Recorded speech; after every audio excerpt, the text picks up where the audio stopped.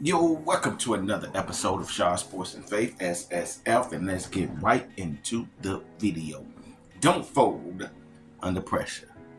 Don't fold under pressure. Sports a lot of times correlates with life. And the reason I say sports a lot of times correlates with life is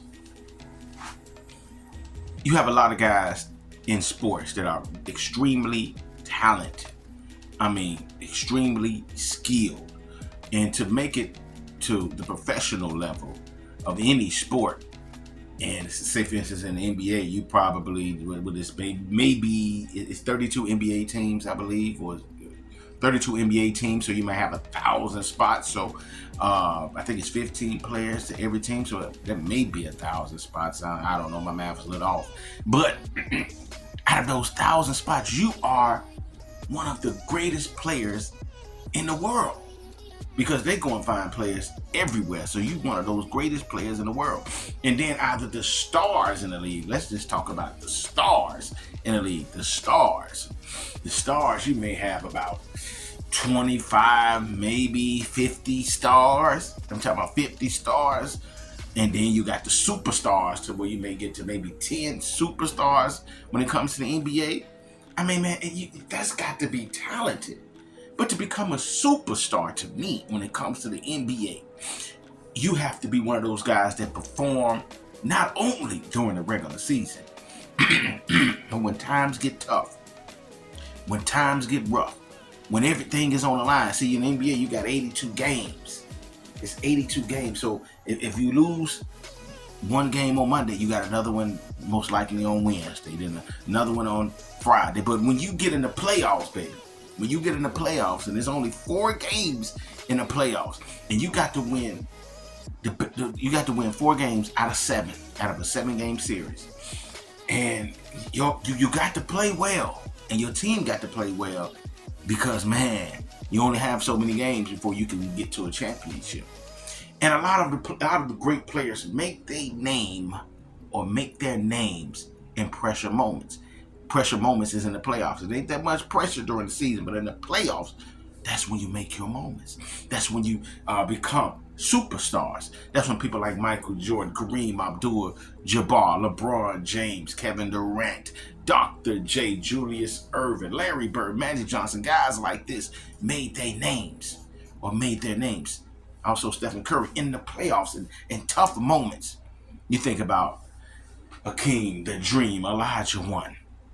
I remember, I believe in '94, the Suns was down 3-1 to the Suns. I mean, not the Suns, the Rockets. The Houston Rockets was down 3-1 to the Suns. And even though they was down 3-1, the Suns came back, won one game, made it 3-2, came back, won another game, made it 3-3, then come back and win the series, coming back from 3-1. Then the next year at '95, they went down again 3-1 to the Suns and came back and won the series. Then they was down 18 points, 18 to 20 points against the Magic, who everybody had favored. The Orlando Magic was Shaquille O'Neal and Penny Hardaway in his prime. But they came back from 20. And after they came back from 20 and won that game, when pressure moments, people like Nick Anderson, who was at the free throw line, had 4 times to ice the game, and he couldn't even make a free throw, when Nick Anderson was like a star in the league. But he couldn't handle that pressure, because the game is on the line. Everybody watching him, everybody in the world, about 5 million people watching him. He could make that free throw shot to put them ahead, and that messed him up a lot during his career. When you go to baseball, you think about guys like Derek Jeter, who played for the New York Yankees, who always came through in a clutch. When you think about Reggie Jackson back in the days, who was known to come through in a clutch in playoff moments, he gonna get that big hit. He gonna hit that home run. He gonna come through in the clutch when everybody's watching, when the game is on the line, when they need a big play to make it to the next game, or to make it to the next round, or to win the World Series. Reggie Jackson, Mr. October, that's what they call him. Mr. Clutch, he's gonna come through. Or you got guys on the other end like Alex Rodriguez, who won I don't know how many MVPs. But when it come through the clutch, when he went from Seattle Mariners and then and he ended up going playing for, I believe, the Yankees. I believe he's with the Angels before, I'm not sure, but he played with the Yankees. And when he came with the Yankees, Alex Rodriguez put up gaudy numbers during the season. But when it come through the playoffs, Rodriguez did step up. When you had people like Derek Jeter, who was his teammate, who came through in the clutch. So he, although he was a superstar, but he couldn't get that name all the way because he didn't come through in big moments, baby. Oh, you think about people like LeBron James, who was down 3-1 to the Golden State Warriors. And I'm not a LeBron James fan, but great is great. You got to give him props. When they was down 3-1, when LeBron James came down from 3-1 with him and Kyrie Irving, another clutch guy player. And these guys had some performances. And they came down from 3-1 to win the series. When Curry, he couldn't come through in the clutch. When Curry usually a guy that kind of does, but he couldn't come through. But Curry hit the big shot before, and the play before LeBron had that great block shot. And then Kyrie Irving, man, make that crossover dribble, fade away, jump up with a 3 to put them up. And that was really the game-winning shot. See, that's what guys come through in the clutch. There was guys who didn't fold under pressure. You think about Muhammad Ali. When he fought that fight against one of the hardest hitting punchers of all time in George Foreman. When nobody thought he had a chance, even his own people that was with him, that were walking with him, didn't even think he had a chance. But Muhammad Ali had all type of confidence in himself. And he said, man, I can't beat him straight up. So he did the rope-a-dope. And he took all kind of punches to the stomach, all kind of punches to the gut. And out of all those punches he took to the gut, he made Big George Foreman, punch himself out. And then Ali came through in the clutch. When Foreman fought himself out and was all tired, Ali came with them hands and knocked Big George out. People that come through in the clutch. I think about Tom Brady when they was down 25 points to Atlanta Falcons in the Super Bowl. I was so happy. I'm like, Atlanta coming through, baby. They destroying these boys. But then Brady and them started hawking them down little by little, eventually winning the game. When a lot of people would have gave up, hung in the towel, Brady said, no, not me. I'm coming through, baby. He didn't fold under pressure. That's how it is for followers of Christ, for people who believe in Jesus. It's all gravy when life is just going swell. But every once in a while, God got to put you through the test. You have to move back. Let the devil come in to kind of stir up your life a little bit, may bring a little trouble in your life to see if you still will have faith in him. And just like people, great players like Jordan, when the game is on the line and they need a shot and everybody looking for him, does he have faith? Does he have confidence in himself to make that shot? Jordan did. Or just Elijah, one of them, when it was down 3-1 and they trying to win the championship and there's pressure on them. The whole team, led by Elijah, one of the greatest to play the game, top 10, he came through. Or Brady, when the team was down 5 points, and he found a way to come through. God want to see you still believe in him. Do not put the trust in yourself, what you believe in him. Because if you're a follower of Jesus, if you're a follower of Christ, in 2 Corinthians 5:7, it says, for we walk by faith and not by sight. We walk by faith and not by sight. See, it's all good when you can see a chair, you're going to sit in that chair. It's all good when you can see that car driving, you're going to get in that car and drive. But when you can't see God, you can't see Jesus, you're not operating off your own straight up ability. But a lot of times when it comes to following Jesus, you operate off faith. You can't see him. You're operating off what you read in that Bible. And then the Bible says, oh, taste and sweet how good I am. Just don't read this, but test me. Read the Bible, study it. This is my mind, and apply it to your life and see, don't it work out for you? And you start seeing God making a way here, God making a way here, God making a way here.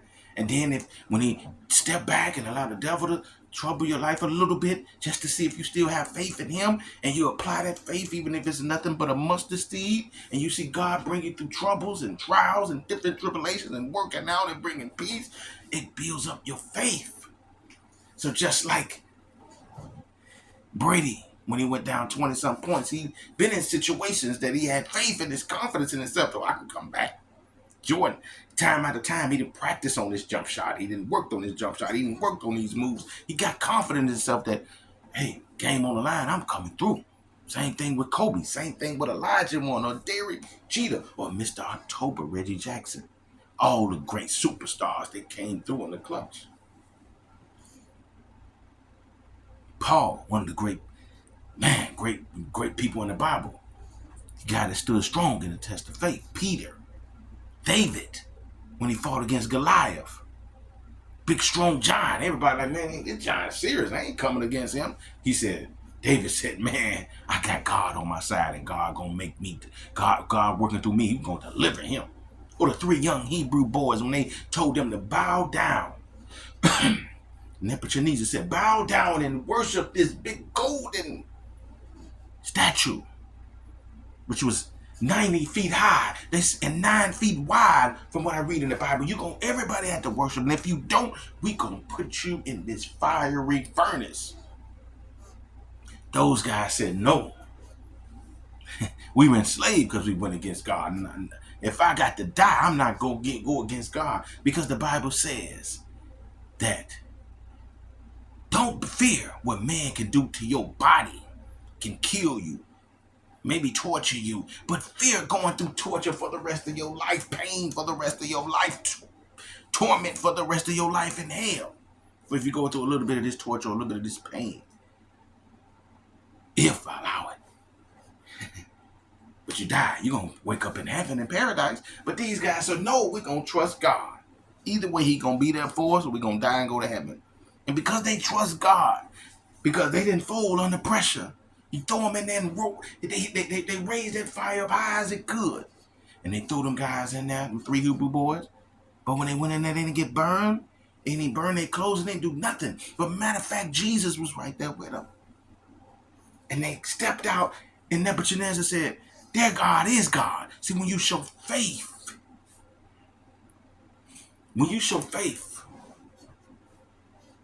under pressure sometimes, well, a lot of times, it opened up other people to believe in God. Other people say, your God is the true God, and they start following and living for you.